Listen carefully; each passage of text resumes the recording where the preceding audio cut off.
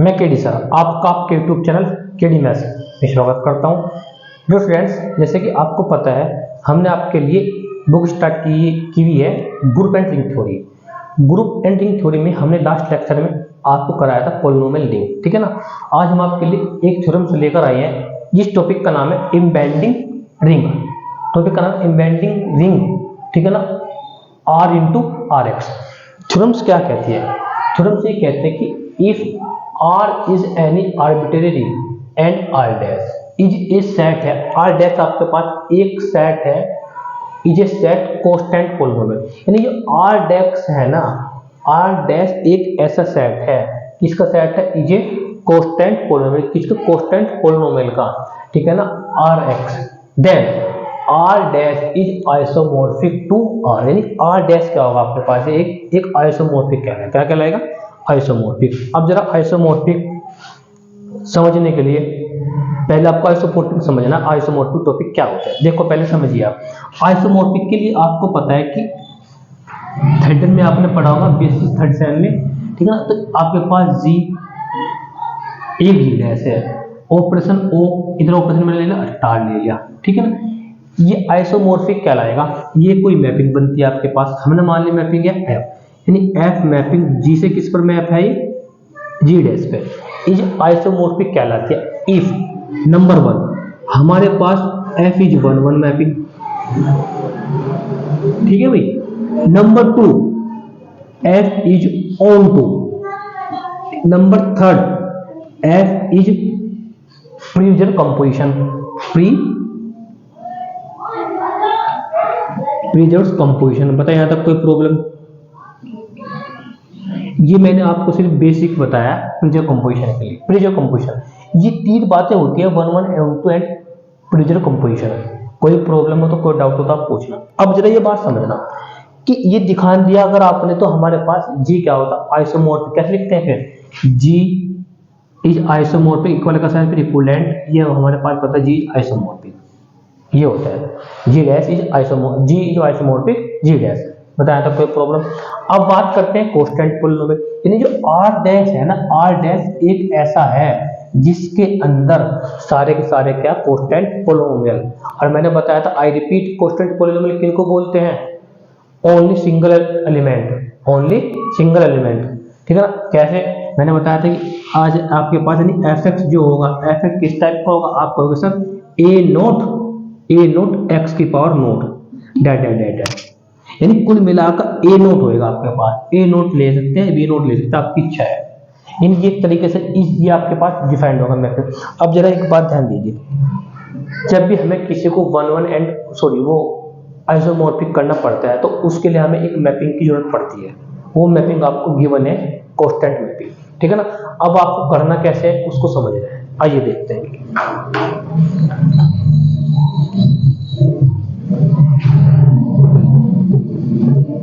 चलो बात करते हैं इसके प्रूफ की।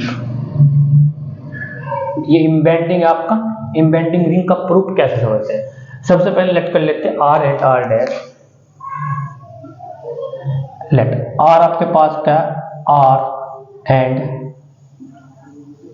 Are dash be two ring. कितनी है? बी टू रिंग, ठीक है ना। बी टू रिंग, 2 रिंग दे रखी। अब आर डैश क्या है? R dash is a set of constant polynomial where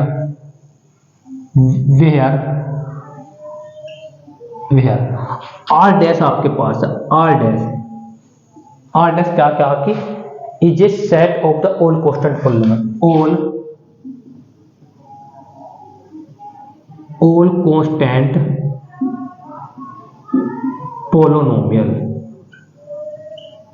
curly bracket आपका क्लोज। बताया था कोई प्रॉब्लम? चलो अब करना क्या है कि ये तो आर डैश हो गया। अब इसने कहा कि किसको आइसोमॉर्फिक करना है, तो टू शो दैट आपको करना आर आइसोमॉर्फिक है किस पर? आर डैश पे। आपको प्रूफ करना। अब जरा इसको समझिए। आपके पास 2 रिंग है, ठीक है ना। आपके पास मैपिंग मैंने मान ली कितनी? 5 है, ठीक है ना। और ये आर हो गया, ये आर डैश होगा। आर डैश किसके अंदर से बना हुआ है? R dash is constant polynomial in R X. किसके अंदर से बना हुआ? आर एक्स के। अब ये समझना, यानी इसके अंदर एलिमेंट ए हो गया, तो इसका मतलब फाइव ए कितना होगा? आप कहोगे सर ए। फाइव बी कितना होगा?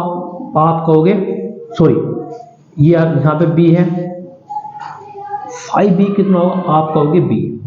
बताया तक कोई प्रॉब्लम? ये होते हैं कांस्टेंट पॉलिनोमियल। बताया तक कोई प्रॉब्लम? तो जरा देखिए, सबसे पहले now consider a mapping. Now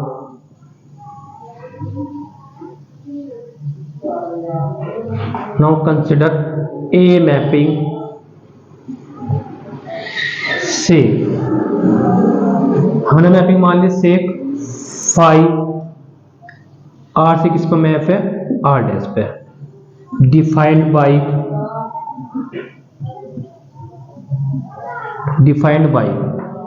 कितना है? Five A equal to A, ठीक है ना, A X naught plus A one X, ठीक है, उसके बाद plus A two X square plus dot dot dash. अब ध्यान देना कि कांस्टेंट करो तो इसका मतलब ये हटेगा ओनली कितना है? 0 इंटू एक्स और 0 इंटू कितना एक्स, यानी इसका मतलब आपके पास क्या हो जाएगा? ओनली ए। बताया तो कोई प्रॉब्लम? चलो अब आपको दिखाना है इसको 1 1 ऑन टू एंड होमोमॉर्फिज्म। सबसे पहले बात करते हैं किसकी? नंबर 1 बात की। Number 1 5 is 1 1।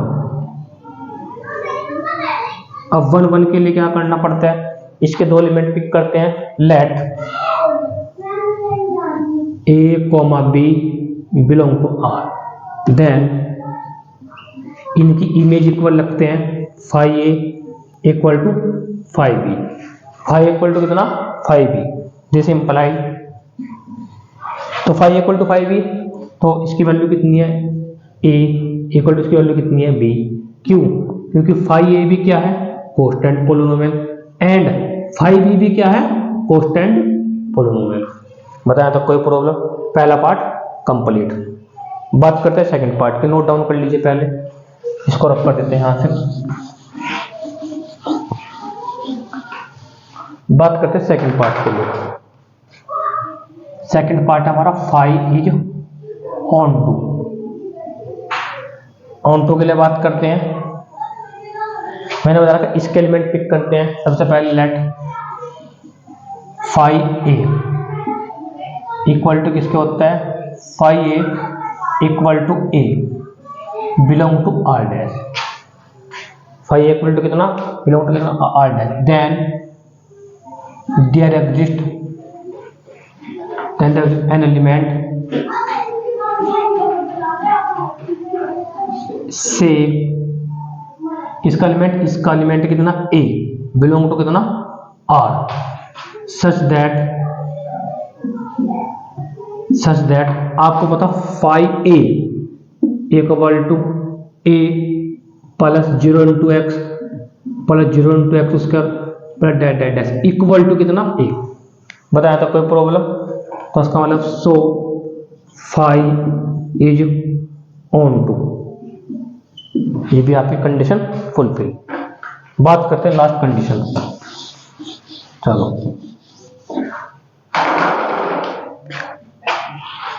Number third condition, number 2 होगी, नंबर थर्ड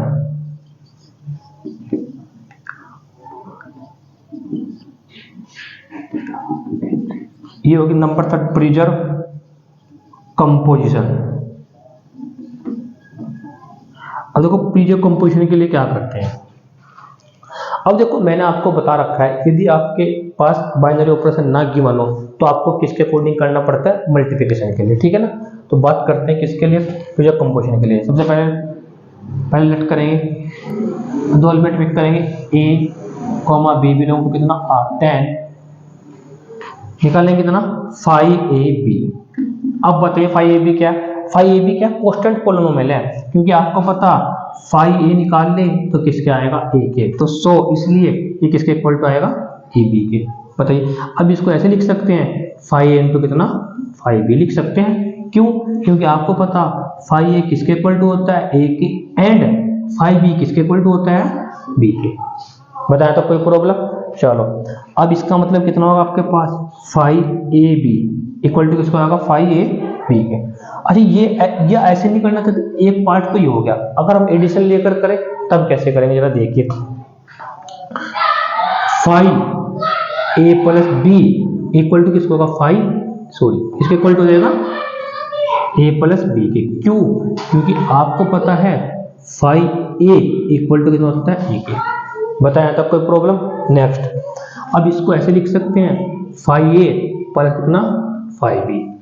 क्यों? क्योंकि आपको पता फाई ए की value A and phi B की वैल्यू बी। बताया था कोई प्रॉब्लम? किसके इक्वल टू है, फाई ए प्लस बी के।